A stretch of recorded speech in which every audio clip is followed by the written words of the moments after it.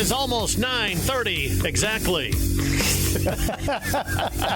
We are so close to being at 9:30 exactly. How much you miss it by this time? 30 seconds. 30 seconds. Not bad. That's not bad. Stupid commercials. I didn't figure those in. So. Yeah. Or I figured too much in for those. I didn't even know what I did wrong, honestly. Yeah. Well, you took a week's vacation. You haven't got back in the rhythm yet. No. Before that, you were pounding out right at 9:30 almost every week. Like a machine. Yes. Now it's just all over the place. It's lost.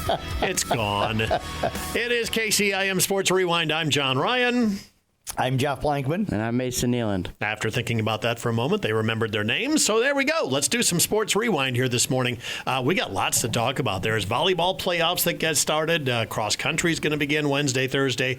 Football playoffs. First I can ever remember of a football doubleheader happening. Yeah, I know. Nathan Cones asked me that yesterday, and I said, in my 22 football seasons here, I've never had any kind of a doubleheader before. I'm happy to have one. Oh, no kidding. Yes. It's about time. So Kemper doesn't have to travel to go do a game in the playoffs because Carroll High has the field for their final regular season game. Yep. So what did it take? The association saying okay to be able to host this? And Carroll and the city of Carroll, or the people of Carroll and stuff, approving a turf field, because years ago, before we became a turf facility, they would have allowed a doubleheader to be played here, but on a grass field, they're not going to do that because there's concerns about the second game and conditions of the field. And then the other thing that had to play out, I know Carroll High had reached out to Boyden Hall Rock Valley a year ago about moving their game up and, playing at a different time, but, that's a long haul from Boyden Hall Rock Valley in week 9, and they didn't have a desire to be able to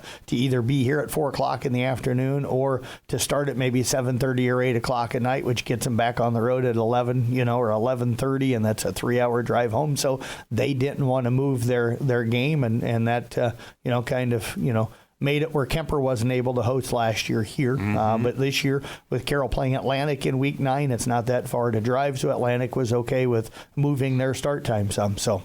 Yeah, I tell you what, it took everybody to cooperate. It's great to see that that's happening, but it's going to be a late night. It is. It is. There's no way they get that second game started at 7 o'clock. No. It's going to be more like 8. Yeah, they're putting 45 minutes on the clock after the Kemper game is over and stuff. So, I'm guessing kickoff between 7:30 and 8 o'clock. I'm hoping that, both Carroll and Atlantic like to run the football. So hopefully the clock will just kind of keep running and stuff. Because I know the scoreboard show guys are like, what time are we starting the scoreboard show? And I'm like, it might be 10:30. It might not be at 10 o'clock that you get the scoreboard show on this week. Guarantee it will not be 10 o'clock. It'll be after that somehow. So Mason, you're letting the old guy do the games? Come on. I mean, we're not sure his voice is going to hold out here. I had no say in that one. Jeff told me that he's taking the doubleheader this week, and so I get to go down and travel to Audubon.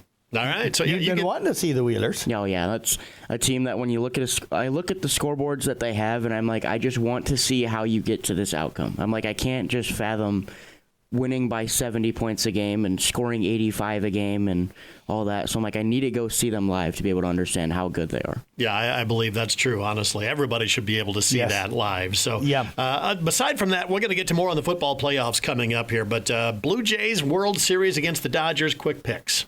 Who do you like? Dodgers. In how many? 4 or 5? I'd probably go with the 5 there. 5. I think the Blue Jays get one in Canada. I'll take the Dodgers in 5, but I will have to say this, man. I am praying so hard for Toronto to win it. I'm not a Dodgers guy. I'm not a Yankees guy. Those teams that spend to buy championships. It's like, I grew up in the day, and I know the Yankees were really good back then, and so were the Dodgers. But I like it when you draft guys and then you bring them up through and you create a program. That's just my style of it. Not that there's anything wrong with the way things are set up, and that if you can pay the guys, there's totally wrong. Yeah, and stuff. But I can't cheer for the Dodgers or the Yankees or the Red Sox. See, you got to look the way the NFL has done that with a salary cap, and everybody's got to kind of play by the same rules. Yes, George Steinbrenner ruined all of that for baseball. Right. Honestly. Yes. So I'm hoping for the Blue Jays. What I was really praying for was a Seattle-Milwaukee series, so it just upset the networks. Yes. Major League Baseball would have to refigure some things going forward because I would have loved to seen those two play in the World Series. But instead, we get the team that spends the most amount of money, and the Blue Jays are honestly an easy team to cheer for. They are. They really are. I'm with you. I would have been okay if Milwaukee would have gotten through. Certainly okay with Milwaukee would have gotten through. I was okay with either Toronto or Seattle. I kind of like Toronto a little bit, not be a big Blue Jays fan, but it's just one of those franchises that's hard to dislike. But, for Seattle, you hope one of these years they get it. They're the only, a team that doesn't have a pennant. That has never been to the World Series. So college football, Iowa's up, Nebraska's down. Iowa State had the bye week, so I'm out of this conversation. What do you got, Mason, on Iowa? It's a nail-biter of a game against Penn State. I thought we were going to lose to a third-string quarterback and a brand-new head coach, and I was not going to be a happy camper. But, Mark Gronowski played really well, I think. And are you happy coming out of that game? Kinda, yeah. Yes, he is. You texted me at 8 something or something that night. I had to. Hawk, I had to because of Friday. So Iowa gets the win. Nebraska just gets shellacked by Minnesota. Minnesota played very physical. I think they're a sneaky good team. Yeah, they were talking on the radio yesterday, and it's. I think it's really true, and I think Nebraska fans, and especially the players and coaches, need to wake up a little bit to this. We've got 2 programs that kick our tail pretty much every year, even though, sometimes it's a last-second field goal with one of them. But Iowa hates us. They hate us. They hate us with a passion. Minnesota has that same hatred for Nebraska. And Nebraska has kind of went into most of those games.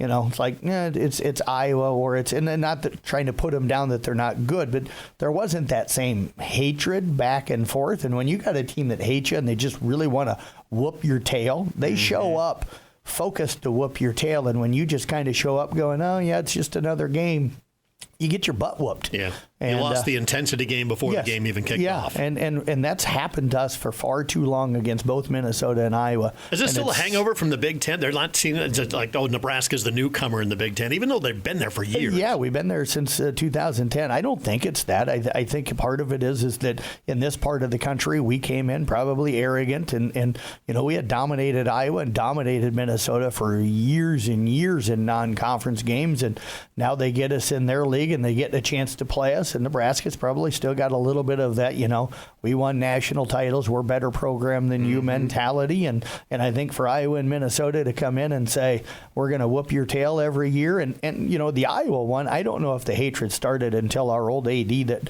they finally fired here, after he got rid of Pelini and hired Mike Riley. When he made the comment that, where we're firing, Bo Pelini, even though he wins 9-10 games every year, because we have to gauge ourselves against Iowa, and we're struggling to beat a program that we should be dominating. Ever since he made that comment, we've beaten them once. We've beaten them once because that hatred grew for Iowa. Tell you what, Iowa State, not sure what to think about this game going into BYU. The injury's still just unbelievable for Iowa State. Matt Campbell, still the talk. A lot of national sports people say he's going to Penn State, or he should be the top choice, or it's Matt Rule. And some people said, Matt Rule's checked out already. No, if they keep losing like that to Minnesota, there's no way he's going to Penn State. Right, they lose to Northwestern this week. Who knows? If you're Penn State, do you want him? The question, I've got some really diehard friends, really good friends of mine that live over in Ames. I've known them for 30-some years, and they swear that Matt Campbell is not going anywhere. Money's not going to have anything to do with the tradition of Penn State, that he wants to prove that you can win a national title and win and get into the playoffs consistently at Iowa State. And they have no fear that he's going at all. So, that'll be interesting. I don't know. I wouldn't be shocked either way. Yeah, no, I'd heard Campbell's name thrown around for about another job as well. I'd heard Florida with them firing their coach. Some people say Campbell, but I think he's just kind of the safe option to go with because he's built a successful program at Iowa State, and once you build something successful in college football, everyone thinks that the next step is to go up, and I think the next step that a lot of people think is SEC or Big Ten ball when you're in the Big 12, but I think for Campbell, it's no sense to leave. I mean, you go to Penn State and you have to win these amount of games. If you're at Iowa State and you go 500, the Iowa State fans still love you as a coach. There's no connection between Campbell and the SEC. I don't ever see him going there. Right. SEC fans would not appreciate him or just even accept him. Penn State, I can see a lot more for that one, but I don't know. I'd be shocked. I'd be would not be surprised either way, honestly. If you're a successful head football coach right now, do you want to go to a Penn State program that just fired a coach that was 3 points away from taking you to the national championship game a year ago, has consistently won 10, 11 games for you over the last 7 or 8 years? In fact, they showed a report here right after he got fired that the last 20 years with Joe Paterno, they had 3 seasons where they won 10 or more. They had 6 10 or more win seasons in the last 11 years under James Franklin, and that wasn't good enough. Do you leave in Iowa State where they're going to love you even if you go 6-5 one year or 6-6 and then you win 9 or 10 the next year? Do you go to some place that's going to fire you if you're not winning 11 every year? I will make an argument to that. They're going to have that capital investment deal with the Big Ten, so they're going to get a lot more money. Yes. And how hungry are Penn State fans going to be to bump up that NIL to give you the kind of team that? Yep. So yeah, the pressure is going to be there, but there's going to be money to back it up. It's not expecting it without any support whatsoever. Right. So we got to move on. And by the way, Vandy, are they for real? Beat LSU against Diego Pavia, a 24-year-old quarterback in college football who apparently walks up the line of scrimmage and yells at the defense to get off his lawn. I mean, I swear, he's that old. So I think they're probably for real. Are they top 10? I don't know. I haven't got a chance to see them play. I don't think LSU's as good as what their rankings were. So I think that, I'll assume before Kelly's under fire. He's already under fire. I think he's in a little bit of trouble right now. But I think they're good. I just don't know if they're top 10 good. Yeah, it's going to be interesting. The whole college football thing is crazy now. It's fun to watch. Yep. All right, let's move on to volleyball. Of course, you got some playoffs underway, but better say congratulations, first of all, to a brand new record holder out there. Yeah, we have had a ton of records broken this year in the volleyball season, and I'll try to do my best to put all those in the little recaps that I'll write up about all the kids that are invited to our Rewind All-Star festivities, which we're hoping to announce probably late this weekend or on Monday at the latest.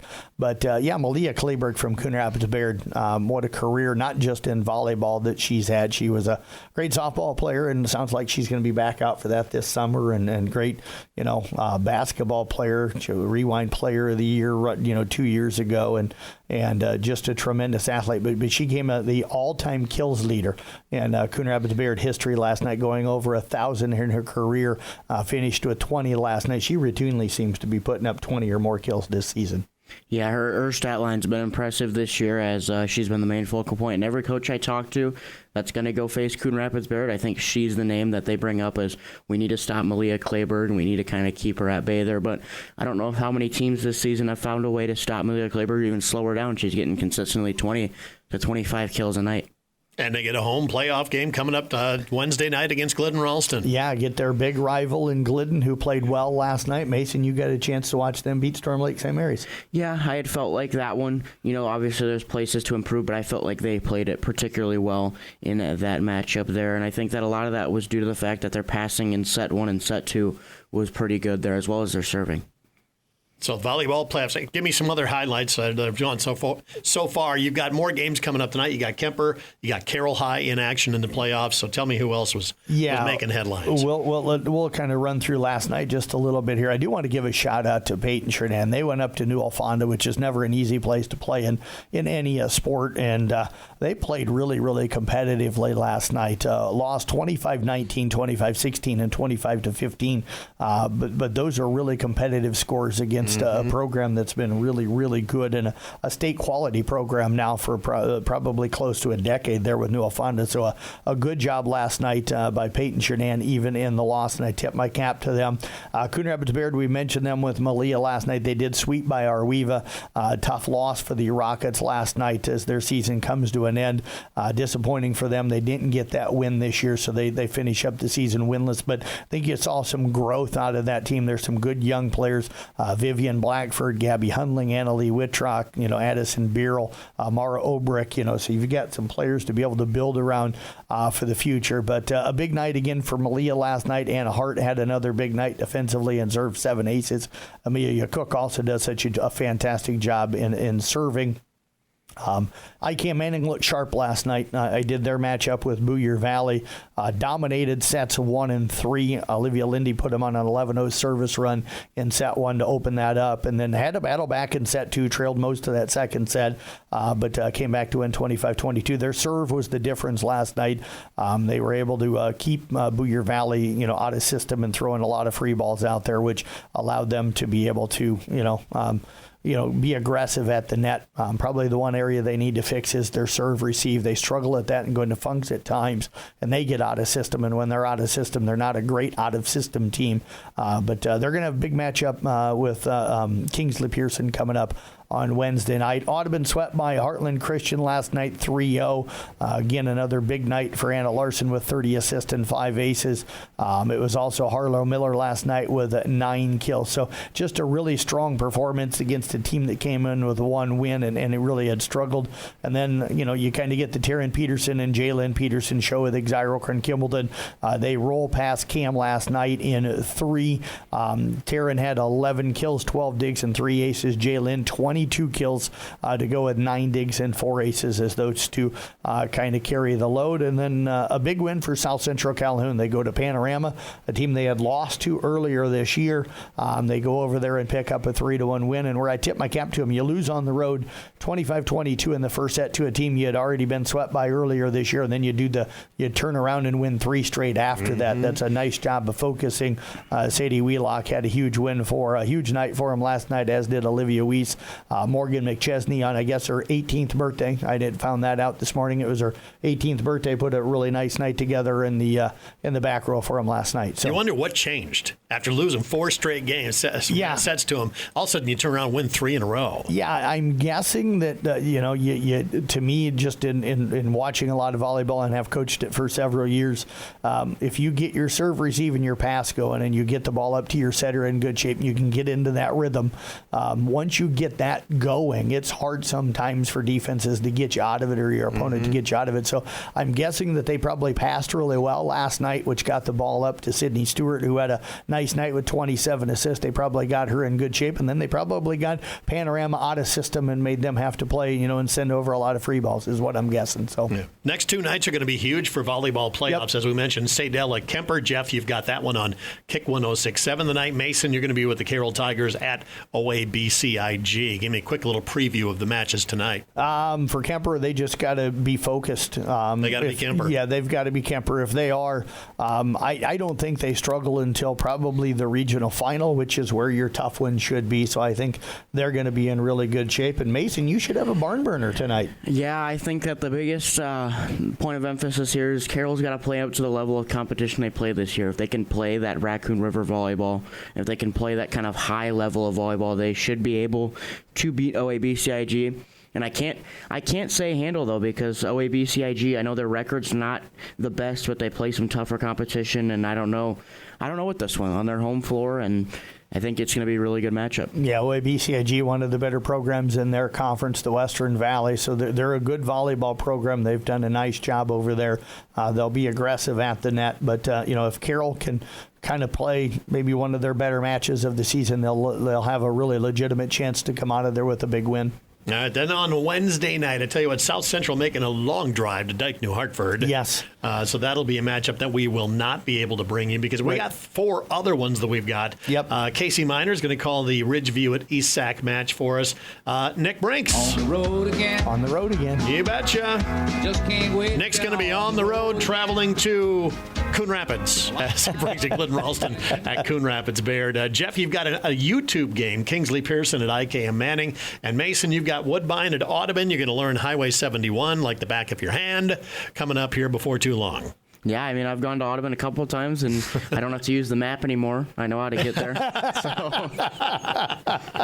Thursday night followed up with more volleyball playoffs, but also Wednesday and Thursday we got to fit in cross country.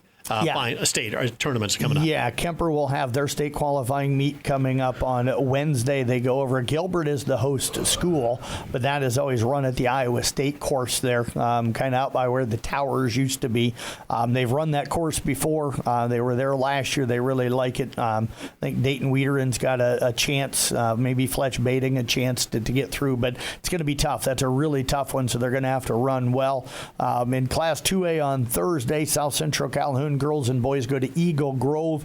And Declan Spencer's got a chance to be able to get through, I think, for South Central Calhoun. Iris Melody maybe on the girls' side of things, and Jossa Hoppert probably has a chance to get through as well. ICAM Manning girls and boys go over to ACGC. I know the ICAM Manning boys, they've got a chance to get through probably as a team. It's not going to be easy. Everybody's going to have to run well. I know they've been dealing with some injuries, and they've got to get everybody kind of healthy and to be able to finish that race, but they'll have a chance to make it as a team. And then ESAC's boys are at Emmetsburg, and the boys, they should be the favorite to win that one. They've been dominant all year, so I look for them to come out of there. If they don't finish first, they should finish second.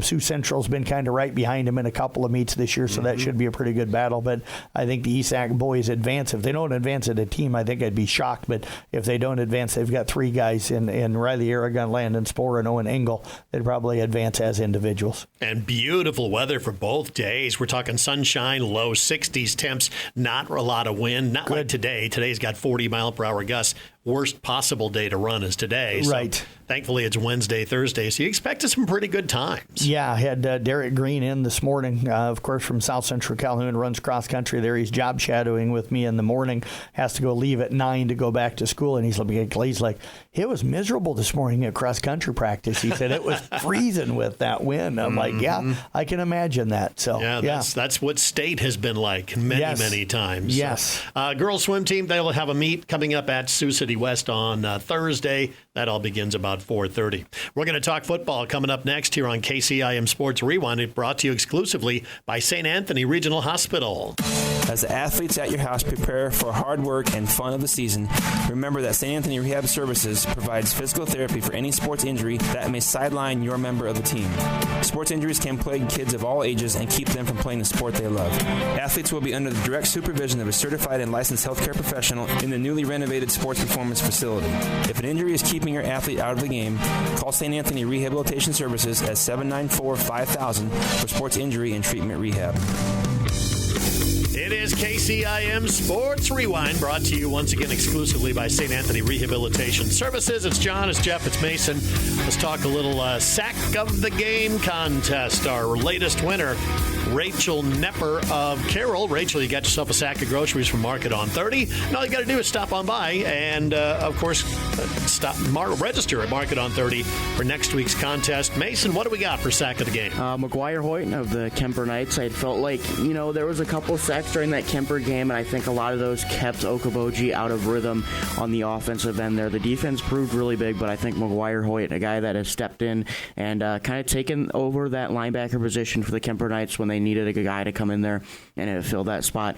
He's going to be our sack of the game. Sack of the Game brought to you by Market on 30. Good morning, all student-athlete parents. Don't let your hectic schedules keep you from feeding your family. The Market on 30 can help you with quick and easy options like Pasquale's Pizzas, our famous mac and cheese, chicken strips, and much more. The Market on 30 in the BP Plaza. Well, let's talk a little football playoffs. Week 8, kind of like a wah-wah weekend, wasn't it? I mean, Carroll High came up with a big win. Yep. Kemper obviously came up with a big win against Okoboji, but everybody else kind of struggling a little bit outside of Audubon. Yeah, Kemper clinching the district with a dominant performance, beating Okoboji, another top 5 ranked team, 35-0.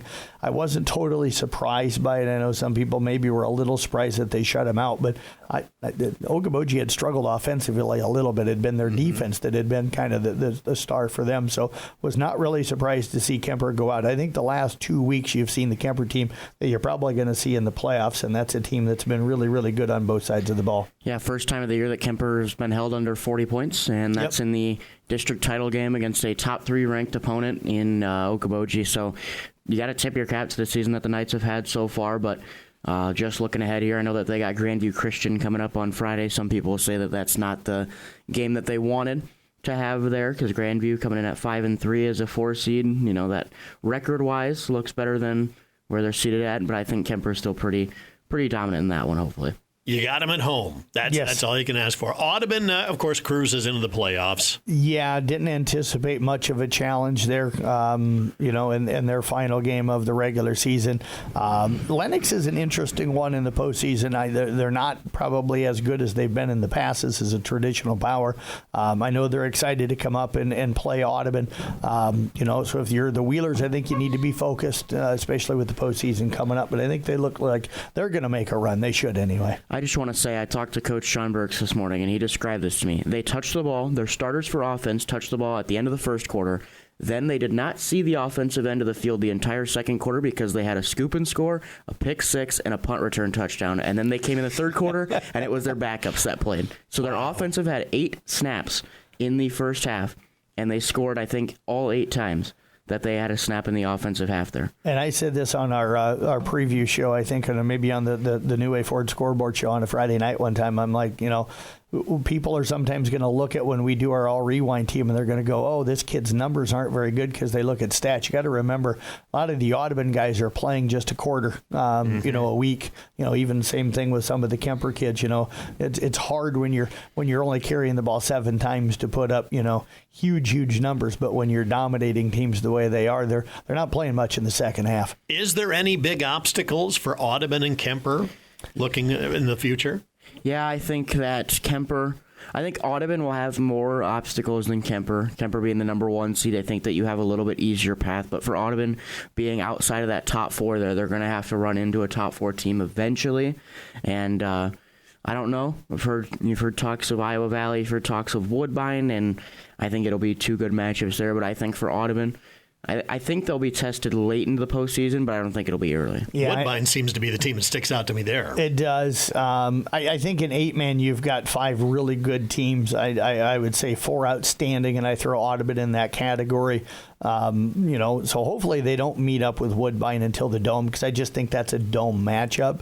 I'd rather see them go over and face Iowa Valley. I think that's a really good matchup, and it would be a hard-fought game, but I think that they can win that one. Not that they can't beat Woodbine, but to me, I think Woodbine against them is a semifinal or a championship game. But Bishop Garrigan and Gladbrook Rhinebeck are also outstanding. None of those 4 teams, along with Iowa Valley, have been challenged at all this season. They've blown out everybody. For Kemper, there's really only one team that kind of jumps out to me a little bit, and that's probably more because of past things, and that's Prairie City Monroe. And it's a program that's traditionally strong. They're physical. They want to run the football at you. They want to beat you up defensively. They've had Kemper's number the couple of times that they've met in the past.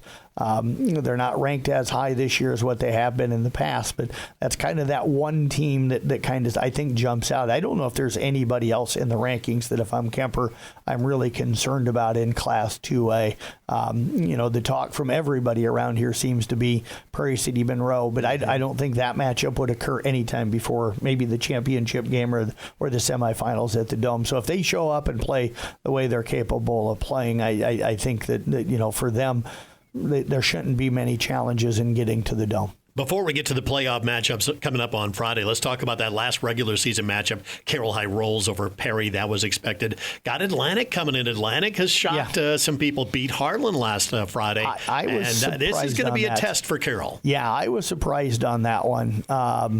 I thought Harlan, I told Mason way back in the beginning that I said, I think Carroll wins the district, Harlan takes second, Atlantic or Greene County is third, and then the other team out of that is fourth. So for Creston to knock off Greene County and take fourth and Greene County to fall to fifth, I was a little bit surprised. But yeah, for Atlantic to get that win and to pull a Harlan against Harlan, they return a kickoff for a touchdown to clinch the win in the closing seconds of that game on Friday night. How many times has Harlan done that over the years? Yeah, and Harlan had just scored to take the lead with like 40 seconds left to go in the game, and you're thinking, here's Harlan, it's over, they've rallied again, and they score late again, and for Atlantic to house the kickoff return was was really cool for them. So, yeah, it sets up a clear district championship matchup with Carroll High. That's the second game of the doubleheader that I get a call. I'm gonna reach out probably to Jerry Flesher to see if he's going to help me. But, Jerry, just giving you a heads up, you might have to do some play-by-play if my voice ends up failing. No kidding. That's a long night, especially 2 football games. So let's get to the schedule. Friday night, of course. First of all, it'll lead off with the Kemper game. That is a 4:25 p.m. pregame. Yes. Very, very early with a 5 p.m. kickoff time. Atlantic, of course, they're going to be at home as they host Lennox once again. That'll be on KKRL with Mason, of course. So that's a more normal start time, 6:25 pregame, 7 o'clock kickoff time. Nick Brinks. I tell you what, we already played the Willie Nelson thing for Nick. Now we're going to play this one. Take the last train to Clarksville and I'll meet you at the station. You can be here by 4:30 'cause I've made your reservation. Don't be slow. You don't need to get there till 6:30, Nick, but he'll be in Clarksville with Coon Rapids Baird at Clarksville coming up on Kick 106.7. Should have played jet airliner because he may need to fly to Clarksville instead of taking the train. No, anytime I can play the Monkeys, man, I'm doing it. Arweva at Glenbrook Rhinebeck, that's another game that kicks off at 7 o'clock. IKM Manning is at West Sioux, and then East Sac at West Lyons, South Central Calhoun at Underwood are the other playoff games.